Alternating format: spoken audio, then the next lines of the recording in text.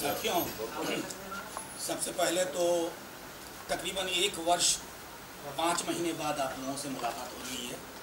कई बार इसी कमरे से आप लोगों से मुखातिब हुआ और आप सबको धन्यवाद कि आपने हमारी बातचीत बिहार की आवाम तक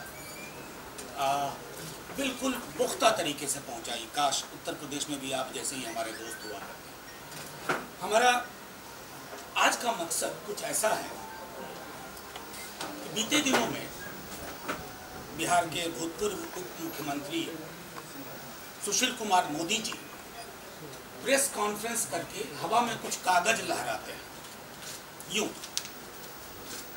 और ये वो कागज हैं जिसको तमाम ड्यू प्रोसेस के तहत हमने खुद कॉम्पिटेंट अथॉरिटी, चाहे वो आरओसी हो, रजिस्ट्रार ऑफ कंपनीज, या इनकम टैक्स हो, या मिनिस्ट्रियल वेबसाइट हो, उन सब पर सौंपा है।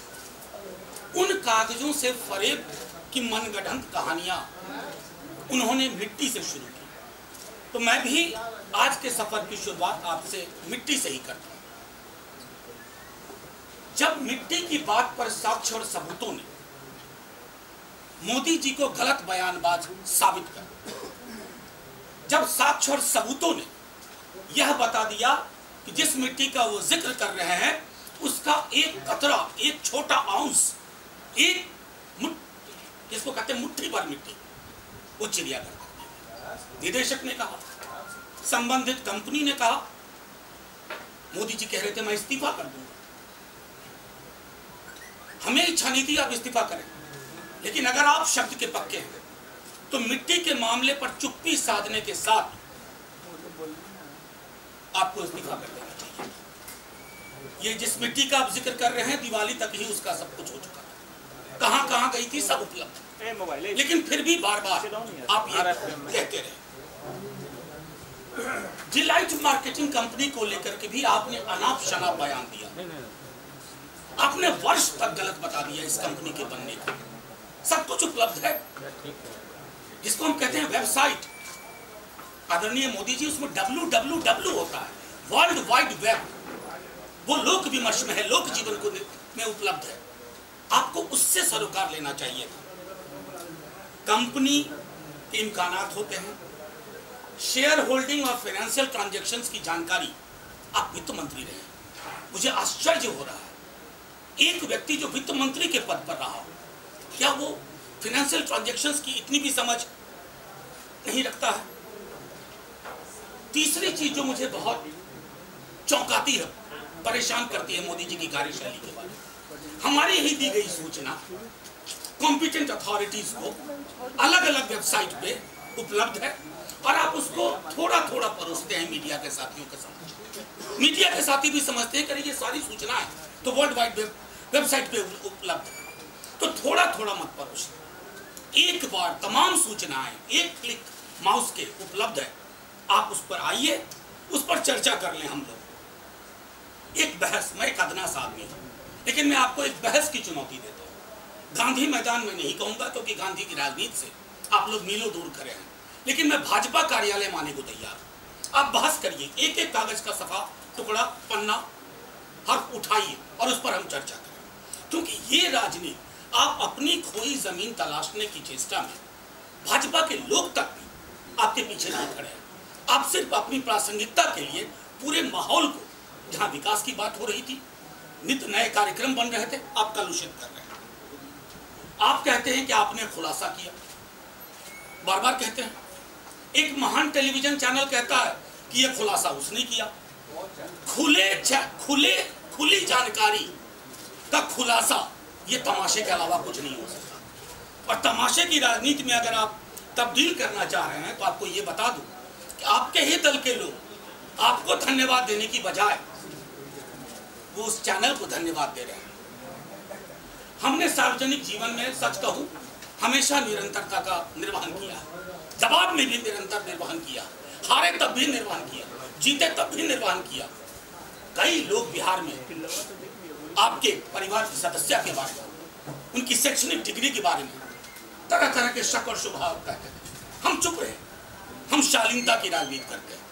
हम जानते हैं कि दीवार कहां होनी चाहिए, लेकिन अब हमारी चुप्पी भी क्योंकि जांच की जद होगी तो तमाम चीजों की वो जद में आएंगे और हमारी चुप्पी भी संभवतः आपके काम ना आए।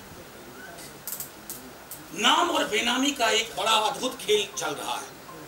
जैसा मैंने पहले कहा, हमारे सारे ट्रांजैक्शंस सब कुछ आरओसी, इनकम टैक्स और मिनिस्ट्रियल सेक्रेटेरिएट पे, हम उनसे दूर हैं जो छुप छुपा कर काम करते हैं। जहां तक लोक जीवन में चर्चा की बात है, तो एक चर्चा ये भी है कि राजेंद्र नगर के सड़क नंबर 13 पे एक महलनुमा आलीशान चीज बन रही है। ये नाम और बेनाम कहाँ है? एक जांच वहां भी। सोहना रोड गुड़गांव, खरबों रुपए कोई श्रीमान राजकुमार मोदी जी हैं, आरके मोदी कहते हैं, सहोदर कहे जाते हैं, लोग कहते हैं, हम नहीं कह रहे। और कमाल की बात है कि भाजपा के ही कुछ लोग, क्योंकि कई लोग भाजपा में हैं जो सामाजिक न्याय की धारा में राजनीति में आए थे 90 में, वो लोग आज भी हमसे, हमारी राजनीति से इत्तेफाक रखते हैं। हम नहीं कह रहे, वो कह रहे हैं। तो एक जो ये बेनामी का है उसकी भी चर्चा हो, कोई बेंगलोर या मुंबई में BMW 7 सीरीज, ऑडी, हमने तो इन गाड़ियों के नाम सुने हैं, उसमें सफर कर रहा है, घूम रहा है, ये कौन है? मेरा मानना है कि इस तरह की चीजों पर अगर आप आक्षेप करते हैं उन विषय वस्तुओं पर जो मूलतः उपलब्ध हैं, तो ये आक्षेप एक ओछी राजनीति का, और मैं समझता हूं कि ये आपका भला नहीं कर रहा है और आपको कोई खोई हुई जमीन भी नहीं पहुंचा रहा है। आपके ही दल के कुछ करीबी लोग, आपने कहा ना हमारे गठबंधन के, तो मैं तो कहूं कि मुझे गुरेज नहीं होगा, कुछ महीने और बीते, आपके ही दल के लोग कहते हैं कुछ उत्कर्ष स्फटिक लिमिटेड, उसके डायरेक्टर्स और शेयर होल्डर्स को लोग एक कवर की तरफ देख रहे हैं, एक कवर, चादर के पीछे कुछ और है। कई सारे बिजनेसमैन इसकी आड़ में है जिस पर पर्देदारी है। हम तो मांग करेंगे इसका पूरा खुलासा, इसकी पूरी जांच हो, क्योंकि कई बार नाम के पीछे कई और कहानियां होती हैं और नाम के पीछे बेनाम लोग होते हैं। तो हम तो हमारा तो जो कुछ है नाम से है साहब। बेनामी तो वो लोग कर रहे हैं जो नाम को गंगा जल से धो के रखते हैं, और बेनामी छूछी गंगा जली भी हाथ नहीं लगाते हैं। हम चाहते हैं प्रधानमंत्री जी, और सबसे अपेक्षा कठोर से कठोर कानून लाइए बेनामी के लिए, दंड का प्रावधान करिए। मैंने कहा हमारा सब कुछ पब्लिक डोमेन में है, दंड का प्रावधान करिए, लेकिन ऐसा नहीं होगा क्योंकि भाजपा की 3/4 लीडरशिप दिल्ली से बिहार तक खत्म हो जाएगी। क्या तैयार हैं आप? बिल्कुल नहीं। आप अपने दल में प्रासंगिकता तलाश रहे हैं। मैं जानता हूं आपके हाशिए पर जाने से लालू जी को भी दुख है, पुराना ताल्लुक है, तारुफ पुराना है, उन्हें भी दुख है। लेकिन ये कौन सी बात हुई कि आक्षेप फरेब की जुबान बोलते बोलते आप बता रहे हैं कि चपरासी कौन है? साहब बहुत वर्ष पहले की बात है। अब तेजस्वी को शेयर कैसे, पैसे कहां से आए? संभवतः इतनी छोटी जानकारी उदाहरण के लिए कह दूं, खुद क्रिकेट नहीं खेला लेकिन मुझे पता है कि IPL first class matches, Ranji का पर सीजन और टोटल कॉन्ट्रैक्ट पेमेंट कितना होता है मैं जानता हूं। संभवतः आपको भी मेरी तरह जानकारी नहीं होगी, लेकिन कीर्ति आजाद जी को जानकारी होगी, निलंबित है, आपके दल में है, और जिन्होंने निलंबन करवाया वो आपके दल के बहुत बड़े नेता अरुण जेटली जी, क्रिकेट के सर्वे सर्वा। आप उनसे पूछ लीजिए और तब आक्षेप करिए, क्योंकि इस तरह की चीजों से माहौल कलुषित होता है। हमारे बिहार और मैं कहूँ पूरे भारतवर्ष में एक संस्कार है, बेटियों की जब शादी हो जाती है उनके जिंदगी के सरोकार और संदर्भ बदलते हैं। आप उन्हें कीचड़ में नहीं घसीटते। आपने एक ऐसी जुबान का इस्तेमाल किया, और मैं बताऊं, मैंने उसे पढ़ा और मुझे कष्ट, घास जमाने के लिए एक अन्य मार्ग के पति का इस्तेमाल किया। हुजूर 2001 में उन्होंने DIN के लिए अप्लाई किया,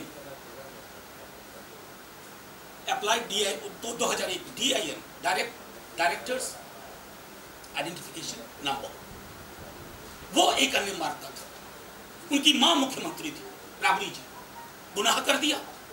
और आप जुबान किस तरह का इस्तेमाल कर रहे हैं धौंस जमाने के लिए? क्या हम अपने घर की बेटियों के लिए इस तरह की जुबान का इस्तेमाल? बिहार में कभी ऐसा नहीं देखा गया था। और तब जबकि सब कुछ लोक जीवन में उपलब्ध है, और तब वो तिनका उठा करके आप अगर इस तरह की बात करते हैं, तो सच कहूं क्योंकि आपका थोड़ा बहुत ताल्लुक जेपी आंदोलन से रहा है, कष्ट होता है। कि इतना पराभव, इतना पतन कि अब आप इस तरह की जुबान का इस्तेमाल करने लगेंगे। करोड़ों की जमीन का फरेब। एक चीज तो स्पष्ट है कि लालू जी या उनके परिवार के किसी भी सदस्य ने जब कोई जमीन खरीदी तो तत्कालीन सर्किल रेट जो निर्धारित किया जाता है कलेक्टर द्वारा, उस पर खरीदी। उसकी संपुष्टि सर्वोच्च न्यायालय भी करता है कि कलेक्टर द्वारा निर्धारित सर्किल रेट पर कोई भी ट्रांजैक्शन वैध है। आपने उस पर सवाल उठाया। मैं एक उदाहरण देता हूं। जमीन का एक छोटा टुकड़ा मैं मनोज 1991 में मैंने खरीदा। 26 वर्ष में अर्थतंत्र और ना जाने आर्थिक गतिविधियां, बूम, आर्थिक प्रगति, कई सारी ऐसी चीजें हुई। मेरी वो 50,000 की जमीन 1991 की 2017 में 25 लाख की हो गई। आप मुझे फांसी पर लटका दोगे कि मेरी जमीन की कीमत क्यों बढ़ गई? ये कौन सी राजनीति है? ये कौन सा विरोध है? उस हिसाब से तो बहुत लोग गुनहगार हो जाएंगे साहब। मेरी जमीन की कीमत अगर बढ़ गई, इसके लिए आप मुझे गुनहगार मान रहे हो? कोई सामान्य बुद्धि का आदमी भी अगर इस तरह की चीजों को देखे तो वो ठहाके लगाएगा, उसे हंसी आएगी। आपने शेयर अंडर वैल्यू करने की बात कही। एक वित्त मंत्री, मैं बार बार इस बात को दोहराता हूं, एक वित्त मंत्री को जानकारी होनी चाहिए कि 2012 में इनकम टैक्स कानून के प्रावधानों में जो अंतर आया, जो संशोधन हुए, उसके बाद स्थिति ये है आप अंडर वैल्यू नहीं कर सकते। मसलन अगर एक कंपनी के 5 लाख शेयर 10-10 रुपए के और उस कंपनी ने 50 करोड़ रुपए या 50 लाख रुपए कमाए, तो 5,50,000 डिवाइडेड बाय 5 लाख, वो शेयर जो 10 रुपए का है वो 110 रुपए का होगा। और 110 रुपए के फेस वैल्यू से नीचे अगर आप कभी खरीद करते हैं तो आप पेनल्टी और उसको आपके इनकम में माना जाएगा और दंड और पेनल्टी के भागीदार होंगे। इतनी तो समझ कानून की होनी चाहिए। या सिर्फ आप प्रेस में कागज लहरा करके अगर राजनीति करेंगे तो बहुत कष्ट होता है।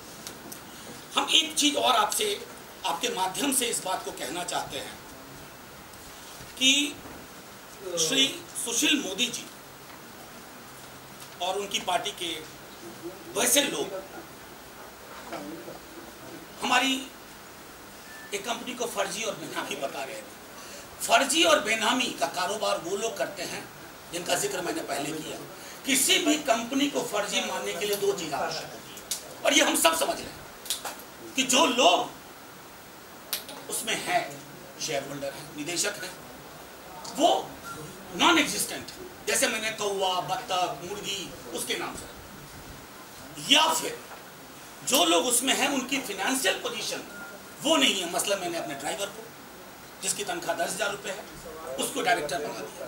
ये दोनों क्वालिफिकेशन है और आप बताते हैं फर्जी बेनामी। लब्बो लुबाब ये है इस राजनीति को, ये जो खुलासे का खेल कर रहे हैं, खुले हुए के खुलासे का खेल, इस खुले हुए के खुलासे के खेल को बंद करना होगा। अगर आप बंद नहीं करते हैं, हम तो सीधे अवाम के बीच में ले जा रहे हैं, आपके माध्यम से ले जा रहे हैं, खुद भी अवाम के बीच में जाएंगे और बिहार की जनता से कहेंगे। लेकिन मुझे अभी भी यकीन है कि आदरणीय सुशील मोदी जी, क्योंकि थोड़ा बहुत जेपी आंदोलन की अगर कोई भी हल्की फुल्की उनमें बची हुई हो, मैं उनसे आग्रह करूंगा कि गलत बयानी के लिए मिट्टी से लेकर के फर्जी बेनामी मामले तक या धौंस जमाने वाली जुबान का इस्तेमाल करने के लिए बिहार की आवाम से एक आदत मुआफ़ी मांग लें। बिहार का दिल बहुत बड़ा है, माफ़ करने में देर नहीं लगाता है, लेकिन माफ़ी मांगनी होगी आपको। और सिर्फ इसलिए मैं ये बात बार बार कह रहा हूँ कि हम एक अलग पथ पर जा रहे हैं बिहार को लेकर के। हमारी पूरी कोशिश है एक ऐसा बिहार जहाँ पुराने बासी सरोकार खत्म हो, एक ऐसा सरोकार विकसित हो जिसके माध्यम से हम देश में किसी भी राज्य की सरकार को चुनौती दे सकें। वो आपके गले नहीं उतर रहा और उसके कारण आप जिस प्रकार की राजनीति का सहारा ले रहे हैं, मुझे सबसे जो कष्ट इस बात का होता है, एक माउस के क्लिक से हमारे कोई पत्रकार साथी कुछ भी पता कर सकते हैं, कोई बड़ी बात नहीं। हमने दी है सरकारी जानकारी, इनकम टैक्स पेड मनी से चीजें खरीदी हैं, ड्यूली फाइल्ड रिटर्न्स हैं। कहाँ कानून का उल्लंघन किया, कहाँ खता हो गई? और ये कौन सी कमाल की बात है क्या राजनीति में रहने वाले लोग अगर उनके पास पैसे हैं, राजनीति से पैसा उपार्जन करें, करप्शन करें या उद्यम लगाने की कोशिश करें? चुनाव हमें इसमें करना है। क्या भाजपा में तमाम लोग जिनकी संतति है, जिनके परिवार के लोग हैं, क्या वो उद्यमों से दूर हैं? ये दोहरा मानदंड क्यों? एक मानदंड जिस पर लालू जी और उनका परिवार तौला जाएगा। क्यों? क्योंकि लालू जी को आप चपरासी वाले क्वार्टर तक महदूद करके वो पूरा आपको ये समझ में आता है कि जिसने बिहार की राजनीति का मुहावरा बदल दिया उसको हमेशा कालिक से ये नहीं चलेगा। मानदंड दोहरे नहीं हो सकते। इसलिए हम आग्रह करेंगे फिर से सुशील मोदी जी से, प्लीज एक बार ये तय करिए कि खुले का खुलासा क्या करना है। और हाँ, आखिर में मैं फिर से कहता हूं, अगर ईगो का प्रॉब्लम ना हो तो मैं उनसे किसी भी सार्वजनिक जगह पर, और मैं भाजपा कार्यालय को भी सार्वजनिक जगह मानता हूं, आप वहां बहस कर लें बिंदुवार। ये हिट एंड रन की पॉलिटिक्स मत करिए कि ठोका भाग गए, ठोका भाग गए। नहीं, सुनिए, सामने आइए।